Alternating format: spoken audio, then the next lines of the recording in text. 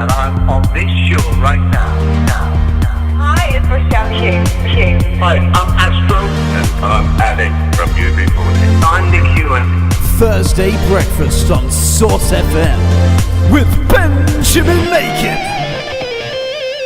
Good morning. Well, thank you very much indeed for joining me this morning on your Source FM Thursday breakfast show. How are you doing? Thank you for being here. Well, let me tell you what's coming up today. I've got a lot of, celebrity guests today, okay? So you're going to be excited, I think, when you hear who we've got. First up, we have got the fantastic Anne Widdecombe. Now, Anne today is actually talking about her charity work over at SPANA, the Society for Protection of Animals Abroad. In particular, she's actually been looking at donkeys recently, the plight of donkeys worldwide, which is something that I wasn't particularly aware of before, to my shame. So Anne is here today actually to tell us a little bit about this. We've also got ex-royal correspondent for the BBC, Jennie Bond, who of course is now a TV presenter. I'm sure many of you might be familiar with. And she's actually talking alongside historian Dominic Sandbrook today about the construction of a new citizen photojournalism royal photo album. So this is pretty cool. It's going to be turned into a book. So basically, they're calling out for everybody to go through their photos and see if they have any photos of the British royal family. And if they do, they can send them in, and they'll tell us how we can do that very shortly. And actually, they'll be compiled into this book, which you can then purchase if you wish to. And all of the proceeds from this book, actually, are going to Help for Heroes, the charity, of course. So, great cause, and some fantastic speakers as well. So I'll be absolutely delighted to welcome both of those to the show very shortly. But we've also got two fantastic comedians today as well, actually. Zoe Lyons and Mark Watson. You might have seen, actually, they both performed at the Apollo. You might have seen them there. Actually, recently... Now, this is quite. I thought this was a bit risky, actually, but basically they were both sent on a joint holiday recently. They had a holiday together, and they came back with a couple of complaints. Not too bad. They're still friends, I think. We'll see anyway. We got them on the show to have a little chat about that later. And this week, of course, is English Tourism Week.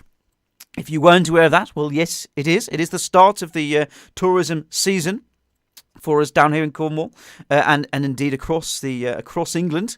And basically, we have the director of Visit England, which of course is the official English Tourism Board, Andrew Stokes. He's here to chat a little bit about this. We're basically going to swap some ideas of where we think are some of the coolest places that we know about in Cornwall. I drop a bit of a knowledge bomb on him later. Actually, I tell him all about some really cool stuff. So yeah, you can like that. Now, off the back of that, actually, if you listen in a bit later to this one, I've actually got 2 tickets to the Exeter Food and Drink Festival to give away. I'll tell you much more about that a bit later and how you can actually, get involved and get in the competition to win those. One very lucky listener is going to go away with 2 of those tickets. So, if that sounds like something that you're kind of interested in, I mean, who isn't interested in food and drink? Come on. And towards the end of the show, at about 8:45 this morning, we have a live call-in from the fantastic Phil Vickery. Phil is a bit of a dangerously handsome man, actually, but he's actually the resident chef on ITV this morning. So, yeah, it's pretty exciting stuff today, isn't it? So, Shall we kick off? Do text in if you haven't got the internet handy. If you do, then you can find all of my contact details on the Source website. If you don't know, you can just text me directly if you wish to. Just get me on 07860 670 917, and I will pick those up whilst I'm presenting. So if you've got any tunes that you want to hear today, just send them my way. I'll get them on for you. Anyway, shall we get Anne on the show? Here's Anne Widdecombe, people. Please offer her a very warm welcome indeed. Anne, welcome to the show. Thursday breakfast on Source FM. Hi, Ben. Hello, Anne. Can you hear me okay there? I can, thank you. Excellent. You're from sunny Cornwall? Oh, yes, indeed. Fairly sunny. It hasn't been that sunny recently, unfortunately. Can you believe it, Anne? We even had snow a couple of weeks ago in Cornwall on the beaches. Can you believe that? Oh, I know. It was tremendous on Dartmoor. Yeah, yes. I couldn't get back home. I wasn't snowed in. I was snowed out. Yeah. Not sure which is worse, really. Well, a very warm welcome to you, Anne. Thanks very much for chatting to me today. I wonder if, first of all, if you could just say your name, just so listeners know who they're listening to, if that's okay. First of all. Yes, it's Anne Widdecombe, former MP. But now and ambassador for Sparna. Excellent. Warm welcome to you, Anne. Thank you. Really glad you could talk to us about this, actually. I'm personally based at University of Exeter's Penryn campus, and we're really keen on conservation down here. And actually, I was delighted to speak to Jeffrey previously as well from Sparna, and to my shame, I hadn't really heard of many of the many of these issues that actually working animals, such as donkeys, actually face worldwide. Indeed. I mean, I've just come back from Mauritania. Yes. Now, Mauritania is a very poor country, and it's a Saharan country.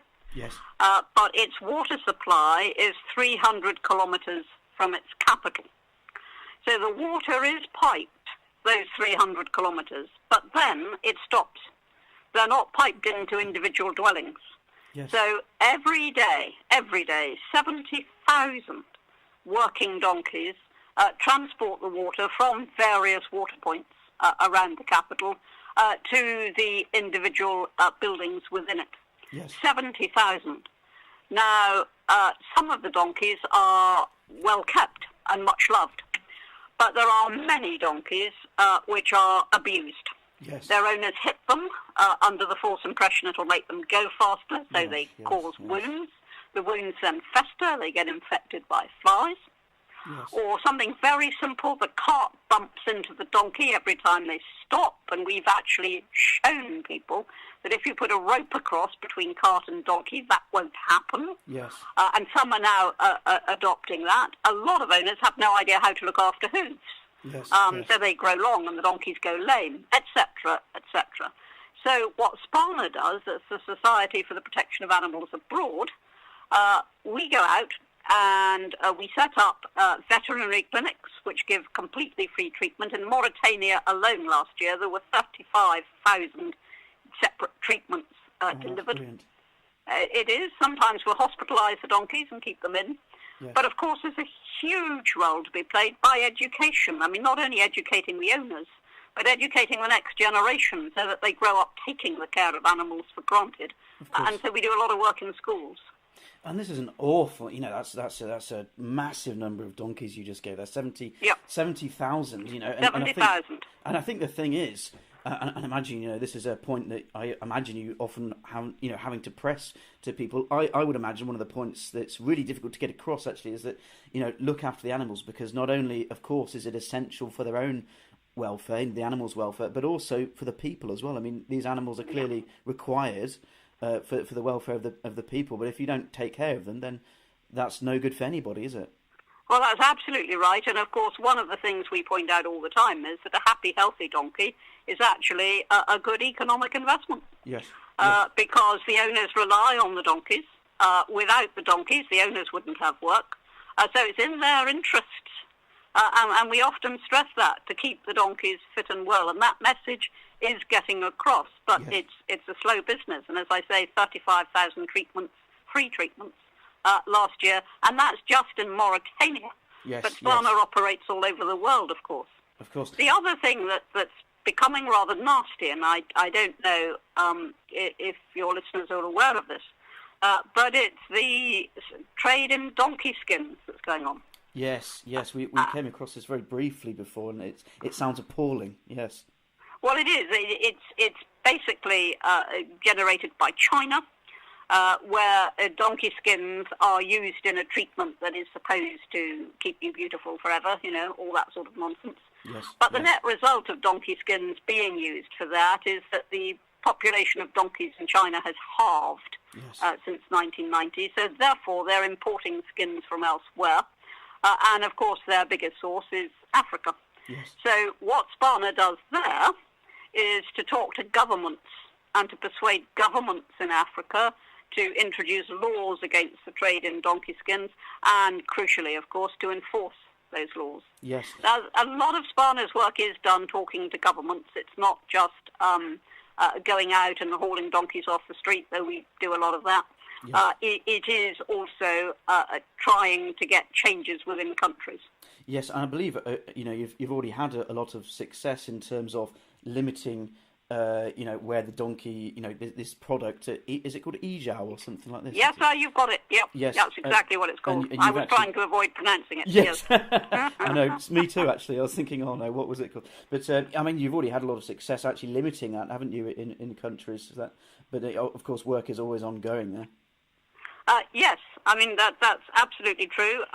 We've had, for example, some success in Mali, Botswana, Zimbabwe. Yes. And we lobby governments, as I say, and sometimes that lobbying is at least partially and sometimes very successful. Yes, fantastic. And Anne, what would you encourage? How can people here listening? How can they, help at all? Can they go to Sparta and could they help you guys accomplish these fantastic goals? Well, they can help Sparta in all sorts of ways. There's the obvious one, which is donating, because, Yes. as I say, all these treatments and efforts are free, and we've got to fund it somehow. Of course. So they can help by donating. They can help by signing petitions or whatever it might be that Sparta's got on the go. Yeah. But just generally offer whatever support they can. Excellent, and I guess as well a first step is just to make sure that you're well informed of these issues, because to my shame I must admit I wasn't actually previously, and I think the Sparta website is a good place to start really, and just getting up to speed with that. Indeed. Well, yes. Thank you very much indeed for your time, and I'm conscious of time, so I will let you go very shortly. Just wanted to finish up by asking if you'd like to add anything, and also I just wanted to. Just to give you a very big congratulations, actually, for two things. First of all, for your honorary award at Birmingham Uni. That's fantastic. That's actually close to where my parents live, so that's brilliant. Oh, what, the honorary doctorate? Yes, Yeah. yes, fantastic. Thank you. And Yeah. also, of course, for one of the many other hats that you wear, I just wanted to say fantastic that you came second in Celebrity Big Brother as well. You knew I was going to bring that up, Thank didn't you? You thought, Yeah, when's he people going used to say to it? stop me in the street to say how much they enjoyed Strictly. Now they stop me to talk about Big Brother. Yeah. Yeah. Well, fantastic to have you, Anne. Thanks so much. Would you have a song choice for the day that I could possibly play alongside your appearance? I'd love to get your favourite song on. If you have one off the top of your head, I know this is a bit of a mean question. If you have Little any. Donkey. Little Yeah. Donkey. Excellent choice. Play Little Donkey. Excellent choice. Well, thanks so much, Anne. I'll let you go unless there's anything you would like to add. Yeah. No, that's fine. Thank Brilliant. you. Thanks, Anne. Bye then. Thanks. Bye. Little donkey on the dusty road. Well, thank you very much indeed to Anne Widdecombe for coming on the show just now to tell us about the unfortunate plight of donkeys worldwide. With your precious load, been a long time, little donkey. If you did enjoy that, of course, you can help out by heading to the Sparta website. Don't give up now, little donkey. Bethlehem's in sight. Right, okay, next up, shall we get the fantastic Jennie Bond on? Delighted to have Jennie join us. She, of course, is alongside historian Dominic Sandbrook today, and they're talking about how everybody can get involved in sending in photos of the royals. So if you've ever attended an event where you've seen the royal family or anything like this, and you've taken any photos, send them in. And actually, this came off the back, as Jennie will explain very shortly, came off the back of this one particular photo that this lady had taken at an event like this, and actually her photo was used all across international media, and there were lots of course, official photographers present, but her photograph actually, beat all of those, if you like, and actually made it to the page one on all of these different papers and things. So it kind of came off the back of that, I think. Anyway, shall we get them on? That's probably enough from me, isn't it? Let's get Jennie and Dominic on. Very warm welcome to the show. Hope you enjoy this, guys. Join me in the studio afterwards. Don't go anywhere. Hello, I'm Jennie Bond, royal commentator, TV presenter. And I'm Dominic Sandbrook, historian. So let's chat about this new campaign, actually, that sounds like an awful lot of fun. And this is actually all about collating from, anybody, actually, lots of amateur photographers, anybody can get involved, I think, collating pictures of the royal family, isn't it? Yes, we're putting a call out for everyone to rummage through their attic and look at your old photo albums and see if you've got any pictures taken from the crowd of the royal family, because it was inspired really by a picture that was taken at Sandringham by a lady in the crowd as the royal family walked by, and that was splashed all over the newspapers, despite all the official photographs that were taken that day. It was this lady's picture of William and Harry and Meghan and Catherine that made the news. And that gave the inspiration to Photobox to ask everyone to see if they've got some similar pictures taken over the decades, and we'll put them together in a book and give Harry and Meghan an early wedding present. Fantastic. And the great thing about it is that it gives you a completely different glimpse into the lives of the royals, our relationship with the royal family, the way we've changed, the way Britain has changed. So, I mean, I think people will be going and they'll find these sort of dusty, yellowing photo albums going back to the 1950s, and they'll find pictures there of the Queen, of themselves with the Queen, or Prince Philip, and going right through the 70s, the 80s, Diana, the William and Harry perhaps when they were younger. And I think it'll be a great social document, actually, and the profits from it are going to help the heroes. So it's a great cause, but I think it's also going to be a great slice of our national story.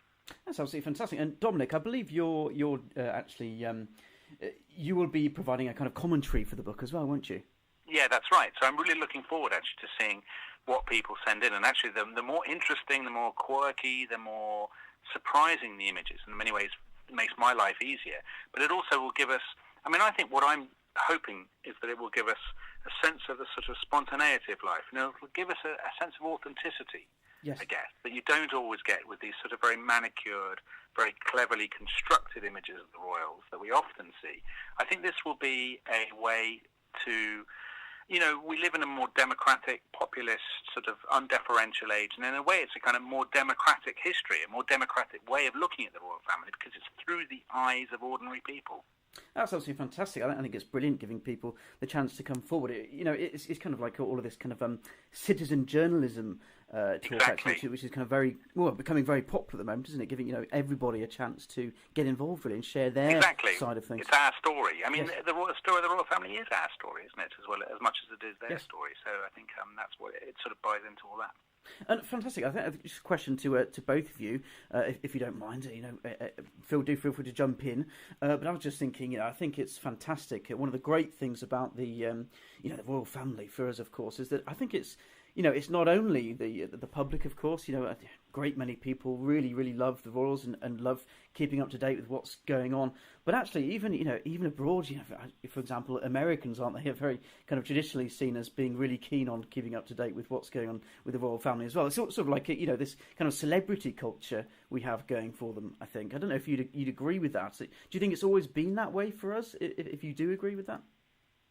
Well, I think the Americans are deeply interested in the royal family, actually. Yes. I always find I do a lot of public speaking, and I often have an audience of which a large percentage is American, and they are crazy about our royal family. They really are. You wonder why they got rid of us, really. Yes. And I think the royal family do have this celebrity status in America, and I think they've always been celebrities. The portraits, the images that people would have been familiar with a few centuries ago, before the age of photography, would have been the pictures of monarchs that were sort of distributed around the country on coins and so on. Yes. So the monarchs, our royal figures have always been national celebrities. And of course, as monarchies have declined abroad, so our own monarchy sort of, it doesn't exactly stand alone, but it stands out as the one that's always had the biggest show business element to it, I suppose. Yes. It's not something the royal family like. They very much dislike the idea that they're celebrities, but they really have got to get their heads around it, particularly with all the celebrity magazines that are around now. And of course,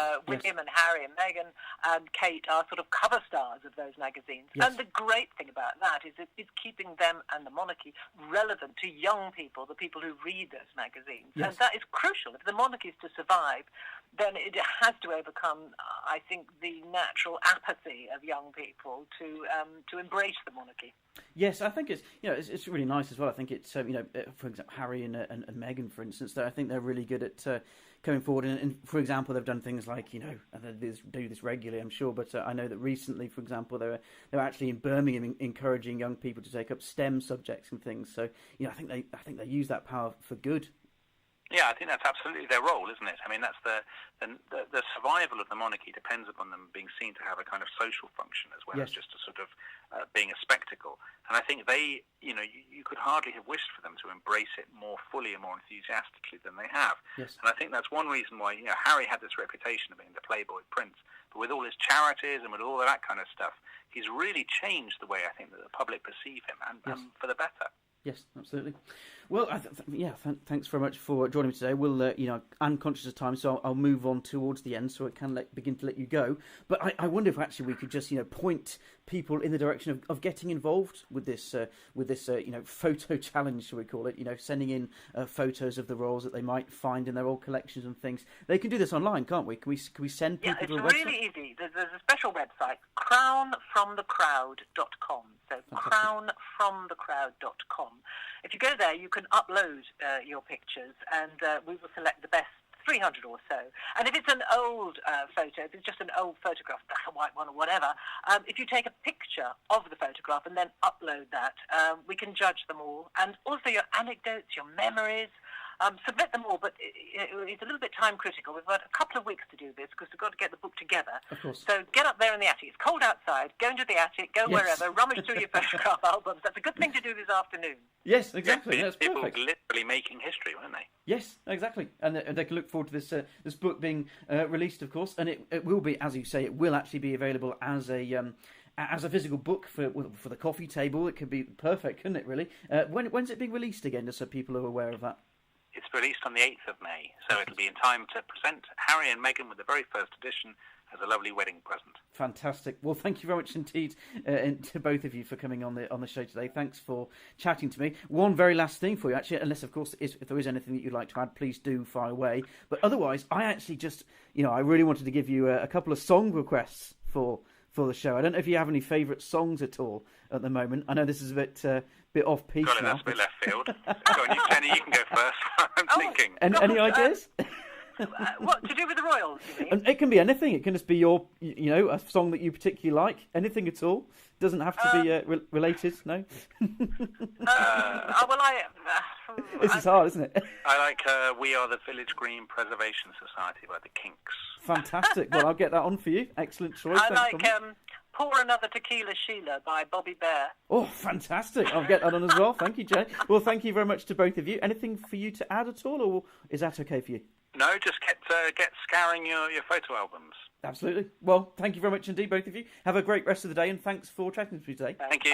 Bye. Well, thank you very much indeed to the fantastic Jennie Bond for coming on the show alongside historian Dominic Sandbrook today. Thank you very much to both of you. Now, Dominic, don't worry, I haven't forgotten your request. I will get it on a bit later on, so don't worry. Yeah. Okay, well, next up on the show, we're going to be joined now by two fabulous comedians. Not one comedian, two comedians, okay? They're going to be chatting to me about their little holiday that they had together recently, okay? Now, here's the little thing about this, okay? So, they went on this holiday. They were actually, I think they were filming something for Sky. They'll tell you about it in a second. And basically, they got handed these stats. I think it was some kind of joke, really. They got handed these stats, basically, that showed how holidays with friends can go terribly wrong in a lot of cases, apparently, okay? And basically these were stats about in cases that it had gone terribly wrong, why had it gone wrong and things, and, they were given this, and to have a little mull over, I think, before they arrived, and, we'll see how it went, shall we? So please offer a very warm welcome to the show to Zoe Lyons and Mark Watson. Very warm welcome to you. Hope you enjoy this, guys. Hello, I'm Zoe Lyons, stand-up comedian. I confirm I am Mark Watson, a stand-up comedian. We are really here. Excellent. Well, thank you very much indeed for chatting to me today, both. Really appreciate this. And I hear you've been on a bit of a holiday together. I guess the first question to ask you both, in Jamaica, right? Absolutely beautiful. But I guess the first question to ask then is, are you still friends? We haven't discussed it, have we? We haven't discussed it. We're all in a tiny cupboard together. Yeah. So, This could be dangerous. We're able to be in the same room. This exercise proves that much. Yeah.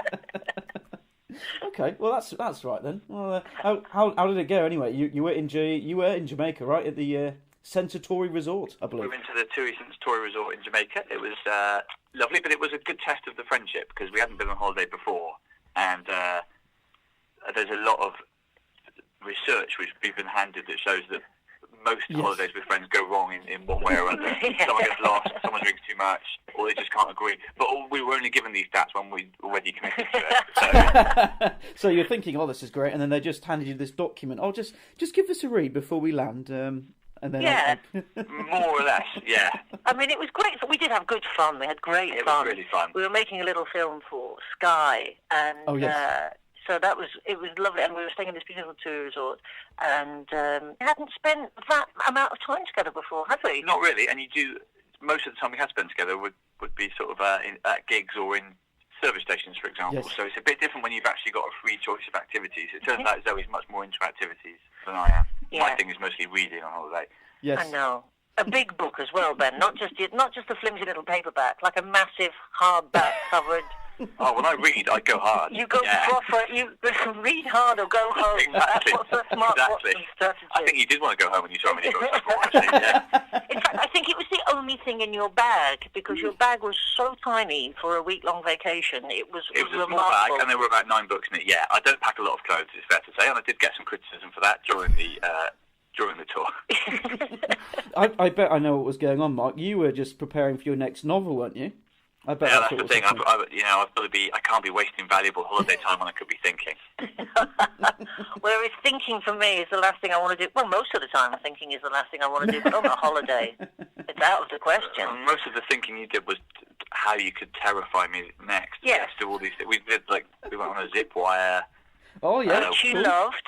Yeah, In yeah, the yeah. end, well, I wouldn't say I loved it. People can watch the footage themselves, and they'll see me screaming as if I was about to be killed. So, Zoe, you did manage to get Mark on these then, so that was good. I did do it. That was well done, yes. yeah. There was a fair amount of compromise, which means Mark eventually did what I wanted him to do. So, Yeah, that's her idea of compromise. I was just thinking, my first thought about this was very dangerous putting 2 comedians together, really, because what if they both now go away with new material about each other, and they're going to watch each other's shows and think, oh, cheeky, I know what that's That is a about. danger, yeah. You know what, Ben? I hadn't thought about that, but now that you've put that idea into my mind, I bet you've think got- that over. yeah. You lot might of be questions about you now. Well, looking forward to the next show then. We'll hear some insights, I bet. I bet. Yes. And you've both got tours coming up as well, which is fantastic, right? Yes, I'm on tour as of September, so a bit of time yet. But yeah, end of the year I should be on tour. I'm not on tour till next year now.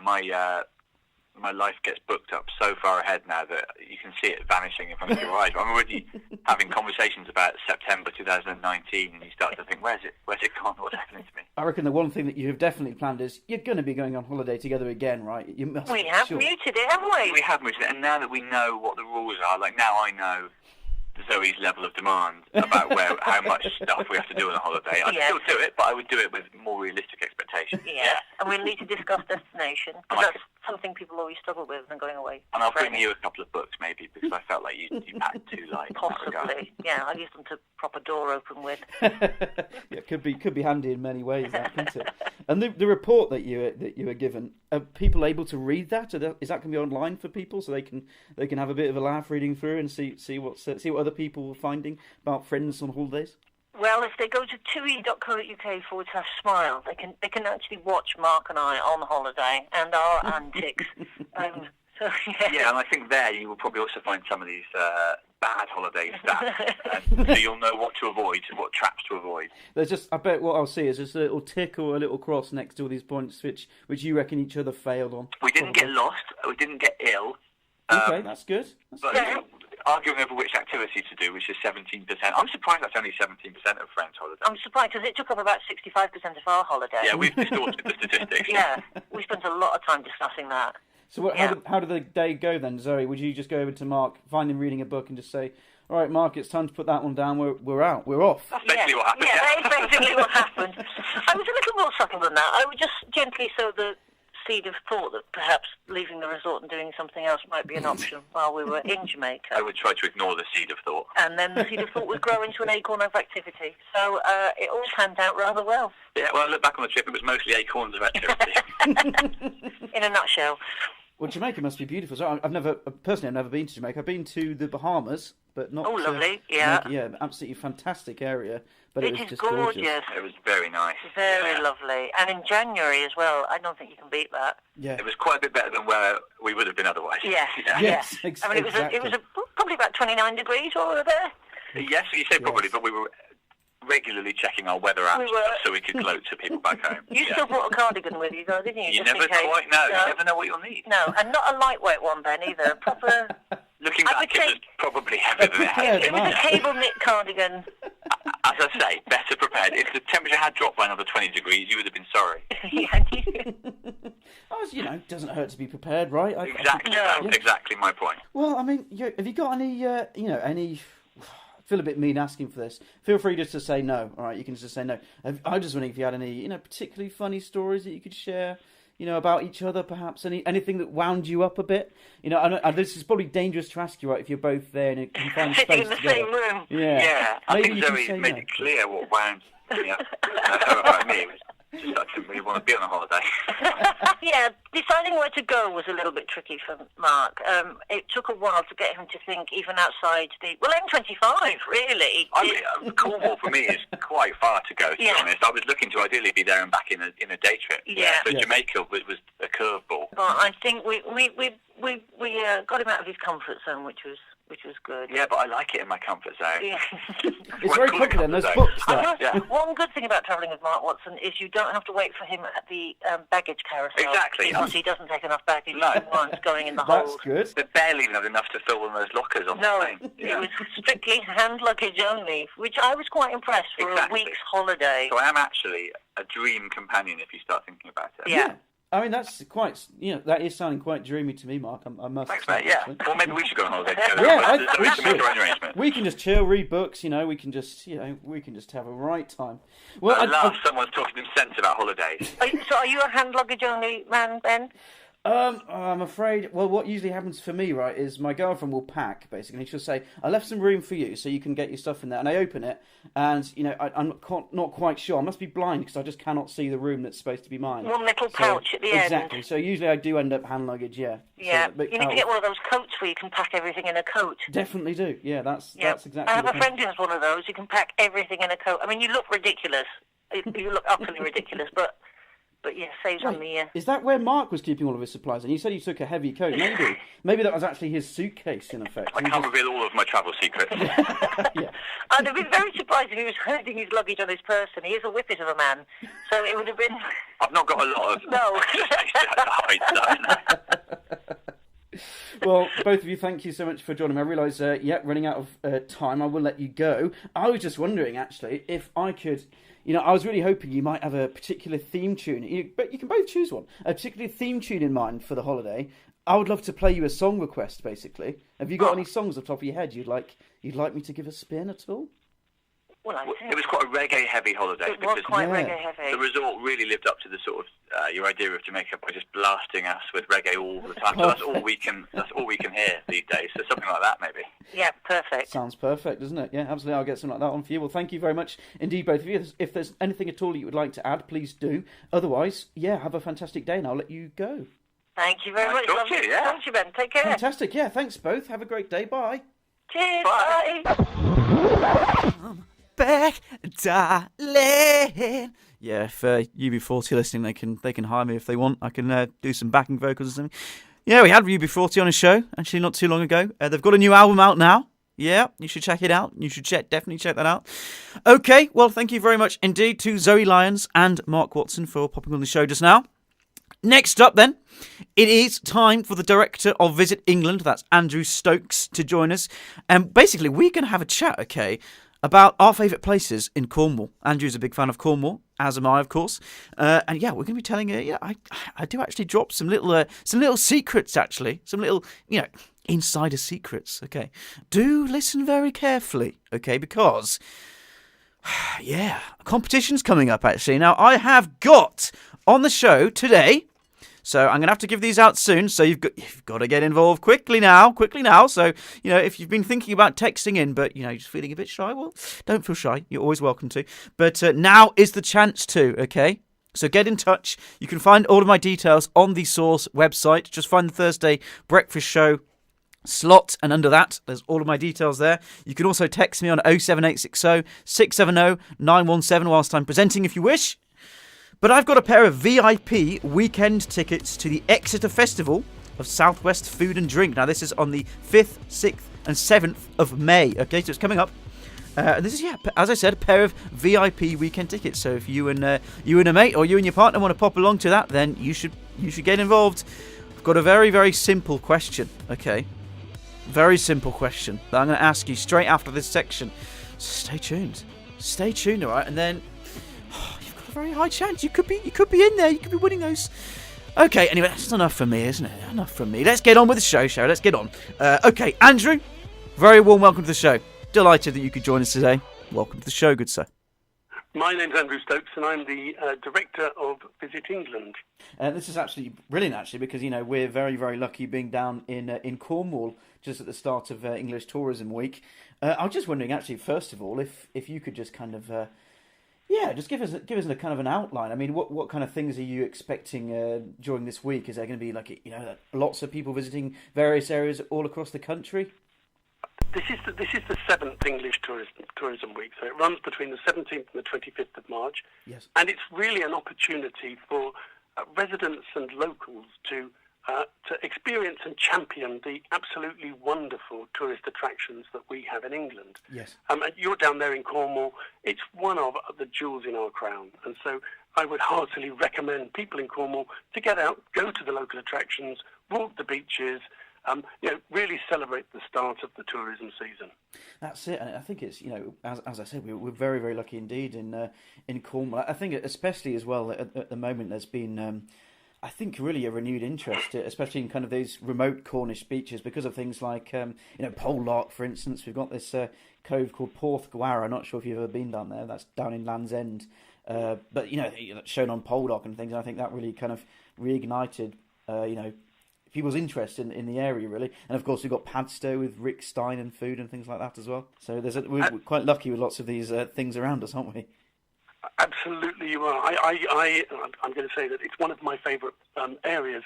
I spent many, many happy holidays as a child down in Perranporth in Newquay. Oh, fantastic! Yes, and absolutely fantastic. It's worth saying that Cornwall has two of our best performing destinations, with both of them having over 600,000 visitors and worth £120 million spent. Brilliant. And the thing is, it's just so nice to encourage this because, of course, it's just such a massive boon to local economy. If people are interested enough to just go out and experience what's around them in that way, we're very lucky here in England. We've got lots of nice things we can go and see. It's great. Absolutely. I suppose that's the other message we're trying to get across is that because of the number of people who work in the tourism industry, we should remember it. We should support it. And it's all too easy to say, well, one day I will go and do that. Whereas, actually, I'm saying, go and do it this week. Go and be one of the visitors to something on your own doorstep. Yes, exactly, and there's plenty to pick from. Perranporth's got a brilliant beach bar, and it's I'd often go there actually for a cheeky beer and things. It's got a great view. It's right on the beach. I don't know if you ever got to that actually, but it's awesome. That is. And where is that? I think it's called the Watering Hole or something like this. It's I'm not sure whether it's fairly new actually. It's kind of right on the beach.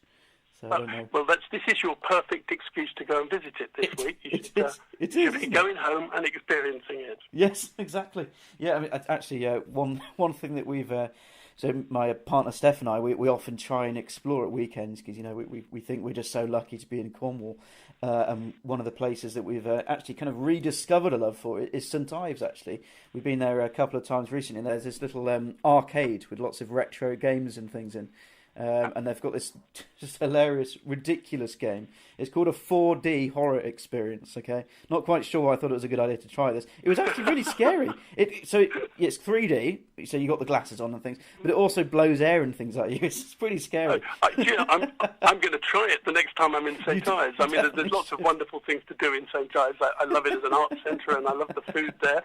And now I'm going to be trying horror games. Well, that's You've added an extra thing for me to experience.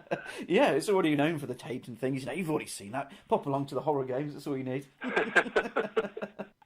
I would challenge anyone to spend a summer in Cornwall, going out every day, and tell me at the end they've seen it all, because there's just so much to see and do. Absolutely, and I think the other thing as well is.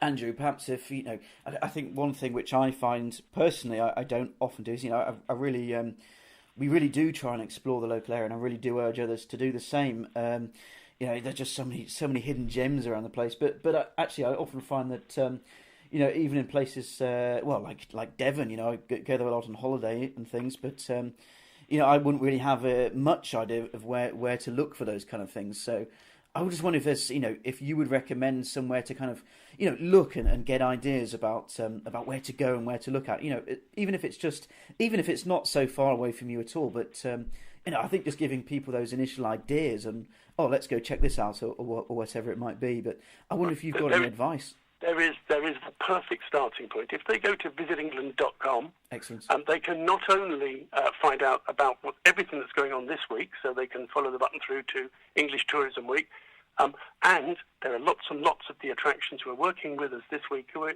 giving special offers. So it needn't break the bank. Maybe you'll do 2 or 3 things because of that, but any time that they go on there, they can find out what to do throughout England. Yes, fantastic. I think especially as well since recently in Cornwall, of course, we've had snow and things, and all this bad weather and things. Which that was actually very surreal. I don't know if you've seen any of the pictures or were down in Cornwall at all over this period, but we had snow even on the beaches. I think I've been telling this to everyone, but it was just so surreal. It was really strange seeing it.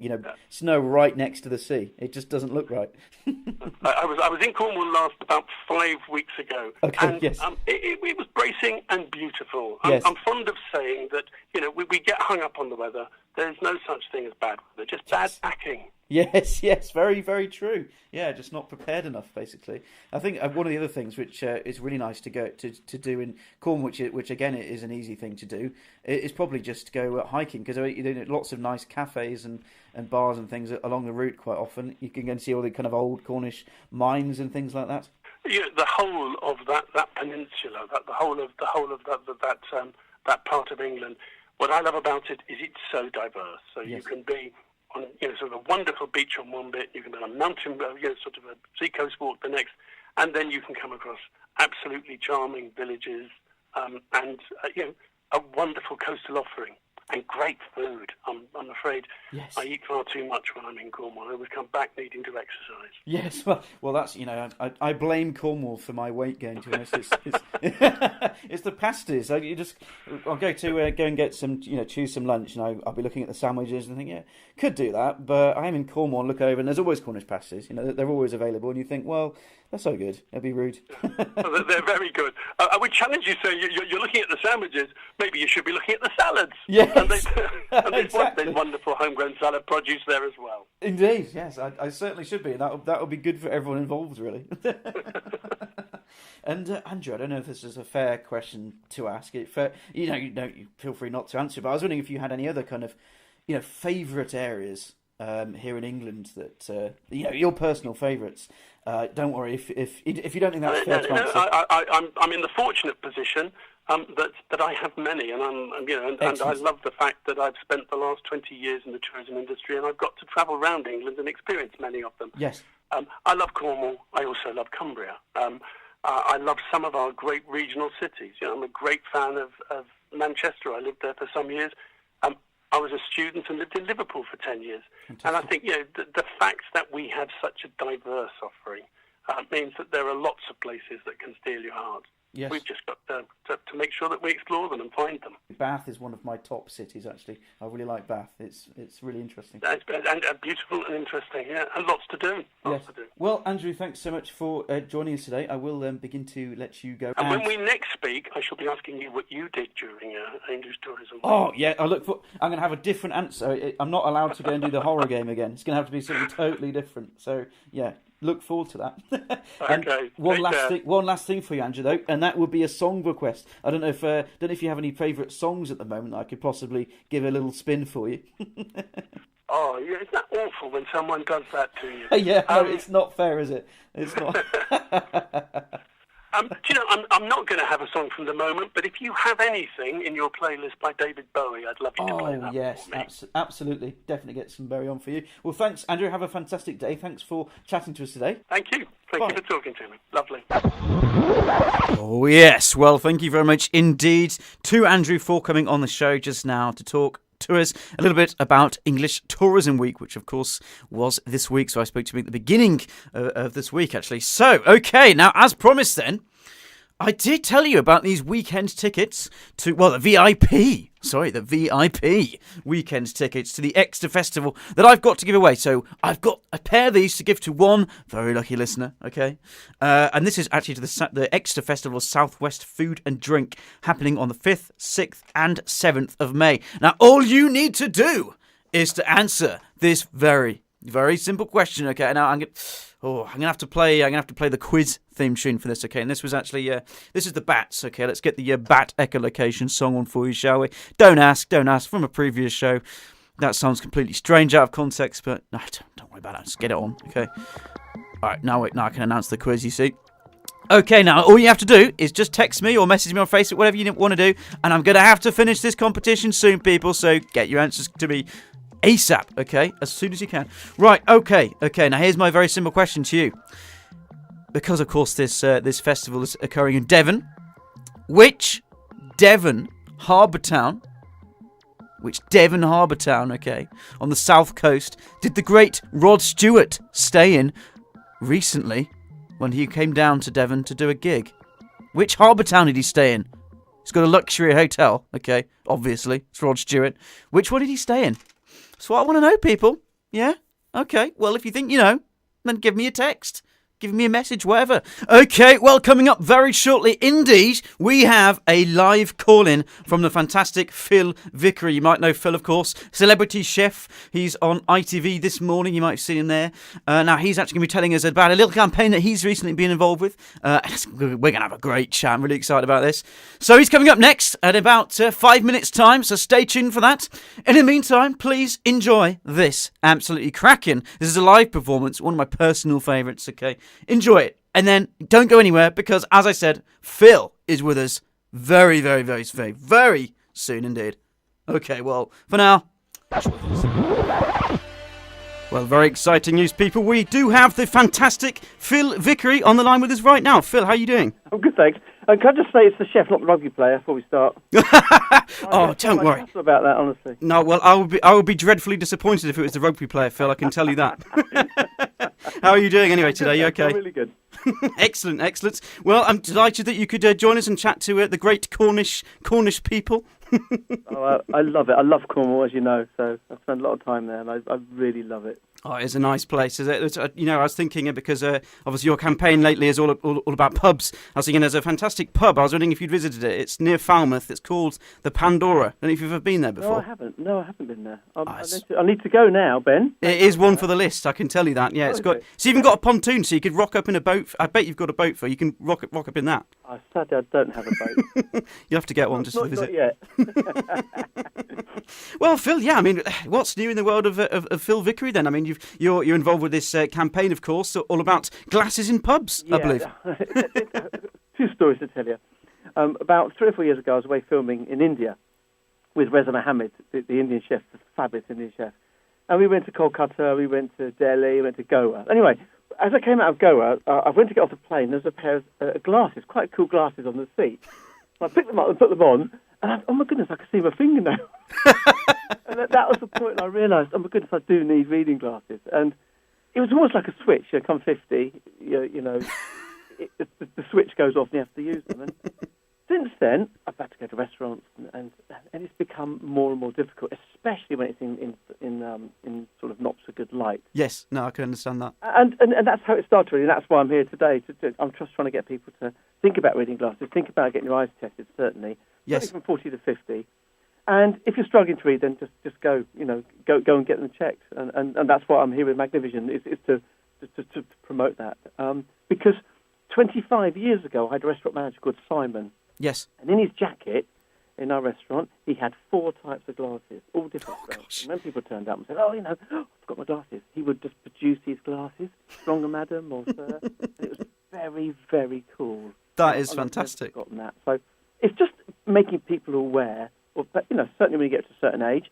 And also, above 35 even, a lot of people, some not struggle to read, but can need a bit of help. Yes, exactly. I've got a little story for you as well, actually, Phil, about glasses. So when I was younger, my brother James, he's always had glasses, but I was very jealous I really wanted glasses because he had some really cool frames. Okay, so I can remember I went to get my eyes tested because I just started complaining. Oh, Mum, I can't see that, and I think I need glasses like James. Yeah. So like, all right then, Ben, let's get you along to the opticians. We went there, and so I was presented with the test. Of course, you get the text on the little screen, and you have to read it on the first letter, which of course is probably just to check that you're not lying. Like you can see the first thing just to check, and then I think I said it was an A. I think I said, oh, that's X. That's great. And this went through, just said everything totally wrong, and they got to the end of it, and they said, you made that all up, didn't you? So I didn't get glasses. I was so disappointed. Hang on, how old were you there, Ben? Tell me, how old were you?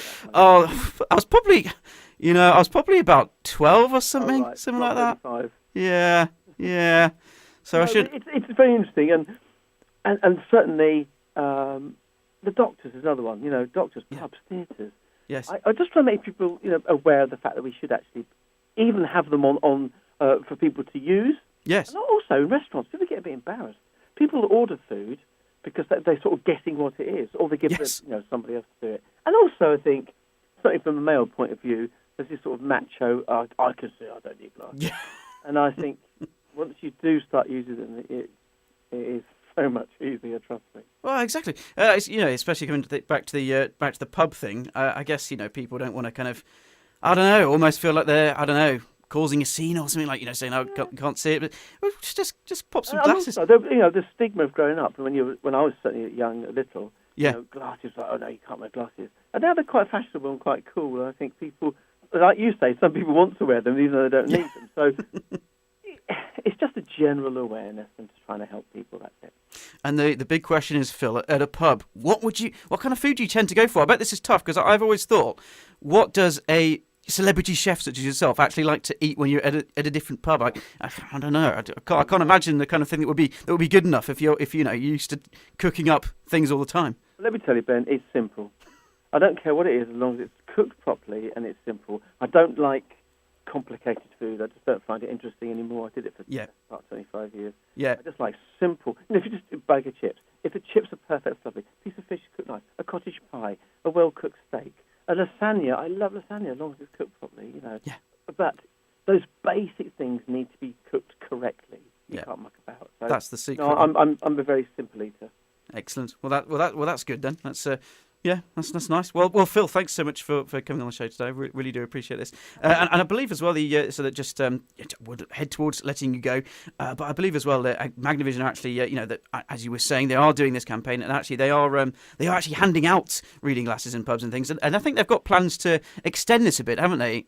Into other places as well. We filmed in a pub a couple of weeks ago, and we were handing them out to customers who were just sat there eating, and half of them were like, "Oh yeah, I can see." Yeah. So they were genuinely surprised. So yes, they are doing that. And if you want any more information on that, just go to fostergrant.co.uk/Magnavision. Brilliant. Well, thanks, Phil. I think my brother James, actually, how he always described his glasses was he said it was like hitting the HD switch on his life. Really? I thought that was it. That was quite cool. Absolutely. And I'm at the age now where I just need them, and I've put it off for years. But I mean, I'm reading with them now, for instance. It's like I was about 15. Well, as we're saying, Phil, there's no shame in just getting the glasses out. It's what you got to do, isn't it? And as I just wish I needed them from an early age, really, because I think they're so cool anyway. And how old are you now? I'm 26 now. I always get it wrong. 26. Yeah, 26. Babe, you wait to get to 35, 40, then you'll be like, "Oh, I need glasses." Yeah, I can't. I'll have to wear them then. You know what? I can't wait because I think they just look so cool. And also, now this is key. They make you look more intelligent, I think. So when I put James's glasses on just to try them, I don't do that often. Honest, promise. I just think, oh yeah, I look like I've got a PhD already now. You see, it's all about fashion as well. A bit cool. Exactly. Now, well, Phil, I did actually choose you a theme tune for your appearance on the show, so I'll let you go now, but I'll just let you hear the start of your theme tune to see if you approve, if that's all right. Shall I get it on for you? You carry on. Okay. Just hopefully this comes through for you. Is that coming through for you? Yes, it is. Yeah, this is a bit of one of the greatest I think the greatest singer, actually, Rod Stewart, of course. Oh, man. Well, thanks so much, Phil. I'll let you go. Have a cracking day. Thanks for chatting to us. Much. Bye then, Phil. Bye-bye. Just reach out and touch me. Oh, what a chin. I just got a message actually from Dan there, Dan Padfield. Again. He's really on the request today. Thanks, Dan. But he says, can I have some Rod, please, sir? And the please had loads of E's at the end of it. So it's like, please, or maybe it was pleasey, sir. Dan, I've already played you some Rod, and I played Rod again just now. All right, I'll tell you what. I'll finish the show with a bit more Rod. All right, fine. I also want to say a very happy birthday to a fantastic friend of mine, Elliot Dicker. How you doing, sir? If you tune in today, absolutely. I hope you have a brilliant day. We're going to be back soon in the Midlands to, celebrate that properly. And of course, just a really civilised beer, because obviously I think it's important to stay civilised, isn't it? Anyway, of course, it is the end of the show now, so thank you very much indeed for tuning in today. I'm going to have to love you and leave you, people, so thanks so much. Dan, I tell you what, I will just, because you requested some more Rod Stewart just now, I will just play you the GOAT horror soundtrack in the background. Have you heard this before? I think you're going to like it if you haven't. Here it is.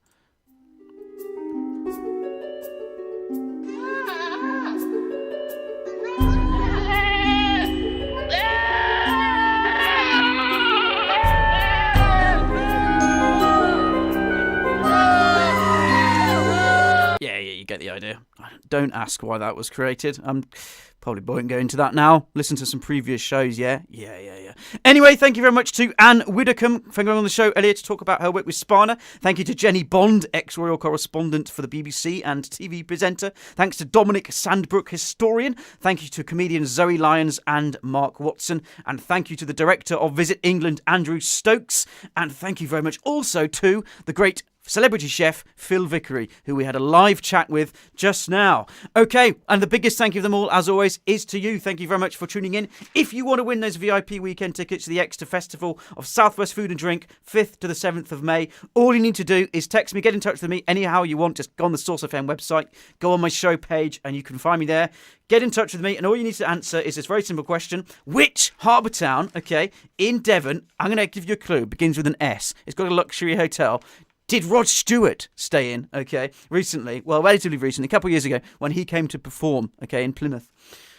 Tell me the name of that town and you win those tickets. Simple as that. Well, thank you very much, people. I will now love you and leave you. And I think I will... Shall I leave you with a little song? Shall I leave you with something like...